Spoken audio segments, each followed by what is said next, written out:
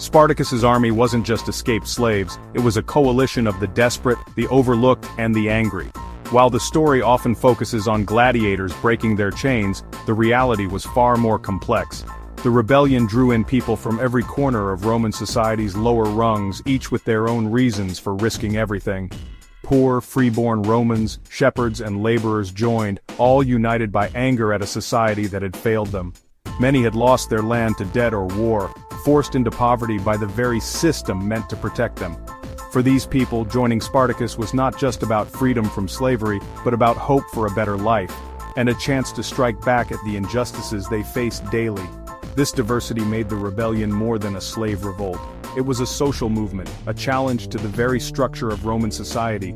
The rebels' ranks swelled with those who had nothing left to lose and everything to gain.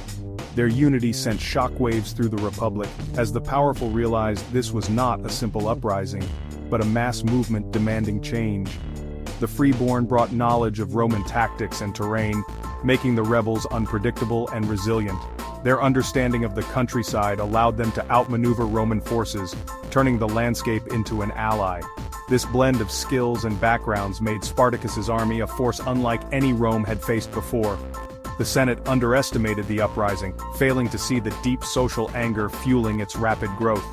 Many senators dismissed the rebels as mere criminals, blind to the real grievances that united them. This arrogance would cost Rome dearly, as the rebellion continued to grow in strength and ambition. Internal debates over goals, escape, or revolution added complexity to Spartacus's leadership. Some wanted only to flee Italy, while others dreamed of overturning the entire social order. These tensions made the movement dynamic but also fragile, as unity was constantly tested by differing visions for the future. The rebellion was a symptom of a republic in crisis, with a vast gap between rich and poor.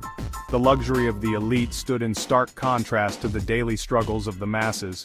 Spartacus's revolt exposed these divisions, forcing Rome to confront the consequences of its own inequality.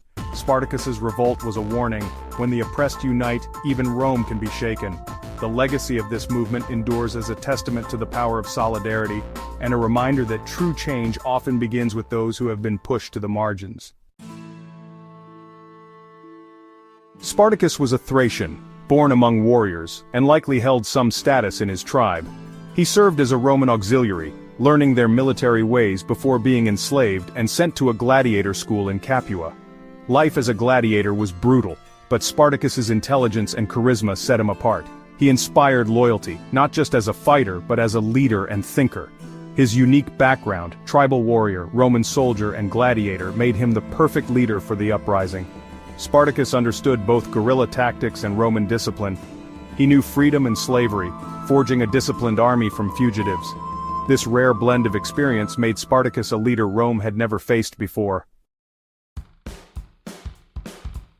The story of the revolt begins in 73 BC, within the formidable walls of the gladiatorial school in Capua.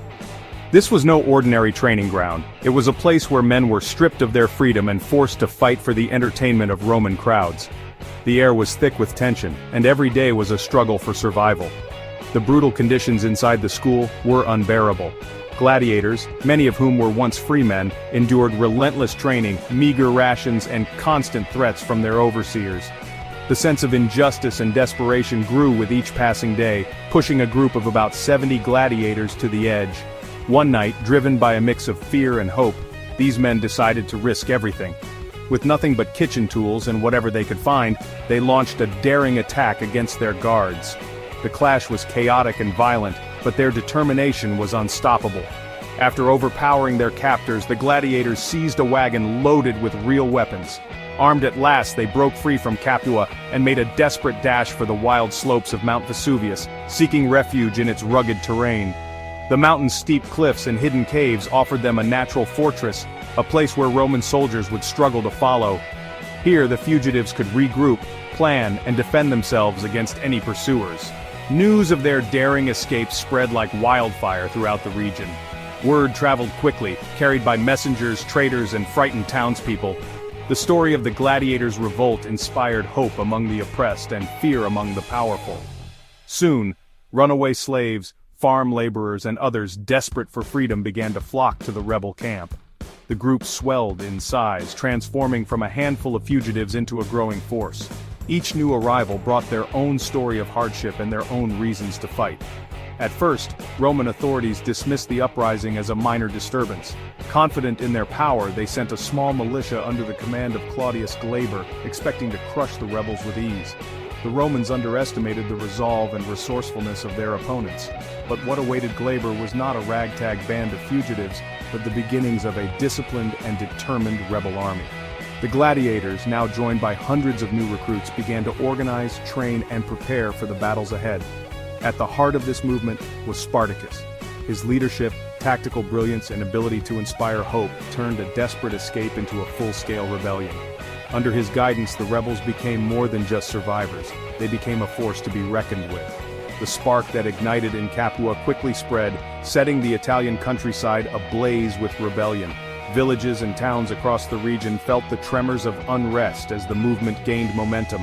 Rome, once confident in its control, now faced a crisis unlike any it had ever seen. The revolt had begun, and nothing would ever be the same again. Spartacus's genius was in guerrilla tactics, striking fast, ambushing, and vanishing before the Romans could react. He organized his followers, forging weapons, gathering food, and imposing discipline. His army was divided into units with trusted commanders like Crixus and Enomas. Spartacus inspired loyalty by offering not just loot, but dignity and freedom. He treated his followers as comrades, building a sense of purpose and unity. Internal factions existed, but Spartacus managed to hold them together for over 2 years. His leadership turned a mob into a formidable force. Spartacus was the glue that made the rebellion possible. Spartacus's first major victory came when he outsmarted the Roman commander Glaber at the slopes of Mount Vesuvius. Using the rugged terrain to his advantage, Spartacus and his followers executed a daring escape, climbing down the steep cliffs with improvised ropes made from vines. The Romans, confident in their siege, were caught completely off guard. Under the cover of darkness, the rebels launched a surprise attack, breaking the siege and utterly destroying the Roman camp. The victory was not just a tactical triumph, it was a turning point that electrified the spirit of the enslaved and oppressed across the region. This win armed the rebels with captured Roman weapons and proved their strength to all of Italy. News of their success spread rapidly, drawing thousands more to their cause, slaves, shepherds, and even some free men, all eager to join the swelling ranks of Spartacus's army.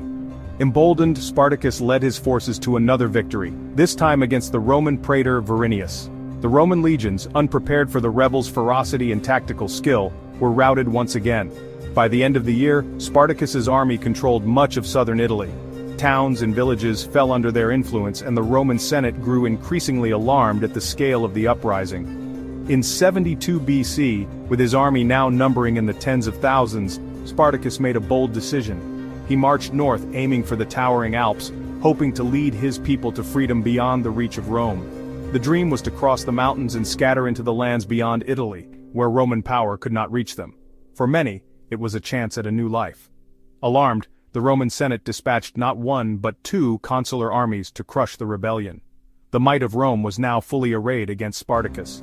Yet, in a series of brilliant maneuvers, Spartacus outwitted and defeated both consular armies. His tactical genius and the determination of his followers stunned the Roman world. But victory brought new challenges. Internal divisions emerged within the rebel ranks. Crixus, one of Spartacus's most trusted lieutenants, broke away with his followers, only to be defeated and killed by Roman forces. Spartacus, enraged by the loss, avenged Crixus in a brutal confrontation. At last, Spartacus and his army stood at the very edge of the Alps. Freedom was within their grasp, the promise of escape almost a reality. Yet, in a moment that would change history, Spartacus turned his army back toward the south, away from the safety of the mountains. Perhaps he was tempted by the prospect of marching on Rome itself, or perhaps he simply could not convince his followers, many of whom longed for vengeance or feared the unknown, to leave Italy behind. Whatever the reason, this fateful decision sealed the rebellion's fate. The chance for freedom was lost, and the final tragic chapter of Spartacus's struggle was about to begin. Rome's leaders dismissed the revolt as a minor problem, sending weak forces led by politicians, not generals. Spartacus's victories shocked the Republic, exposing its vulnerability and shaking public confidence. Trade halted, landowners fled, and panic gripped the elite. The defeat of consular armies was humiliating, Rome's pride was shattered. No one wanted to command the war, fearing disgrace or a hollow victory. Spartacus's army roamed Italy unchecked, gathering strength. The crisis demanded a ruthless, wealthy leader. Enter Marcus Licinius Crassus. Crassus's arrival would change everything. Crassus, Rome's richest man, took command, restoring discipline with brutal measures like decimation. He led 8 legions, focusing on attrition, cutting off supplies and trapping Spartacus in southern Italy. Crassus built a massive wall across the peninsula, starving the rebels and blocking escape. Spartacus's plan to reach Sicily failed when pirates betrayed him. A desperate breakout followed, but the rebels were weakened and cornered. Crassus's relentless pressure shifted the war's momentum. The final confrontation was now inevitable. Rome was ready to crush the rebellion once and for all. After breaking through Crassus's fortifications, Spartacus's army was fractured and demoralized. Internal divisions led to further losses as splinter groups were destroyed. With Pompey's army arriving from Spain, Spartacus was trapped between 3 Roman forces. He chose to make a final stand near the Salaris River in 71 BC. Spartacus killed his own horse, vowing to fight to the end.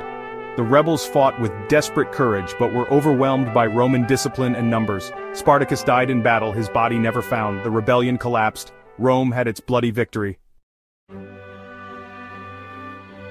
In the aftermath, Crassus crucified 6,000 rebels along the Appian Way, a brutal warning to all. Yet Spartacus's story endured.